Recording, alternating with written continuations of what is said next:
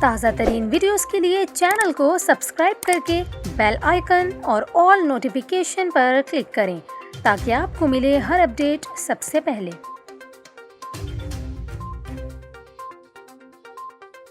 اور یہاں پر آپ کو خبر دیں، کراچی سمیت ملک بھر میں 16 سال سے کم عمر بچے بھی کورونا سے متاثر ہونے لگے، جبکہ ڈاکٹروں کی تنظیم کا یہ کہنا ہے کہ ملک میں اگلے 2 سے 3 ہفتے کورونا صورتحال کے حوالے سے بہت زیادہ خطرناک ہو سکتے ہیں۔ وفاقی وزارت صحت کے مطابق 24 گھنٹوں کے دوران کراچی میں کورونا کے مثبت کیسز کی شرح 40% کے قریب پہنچ گئی۔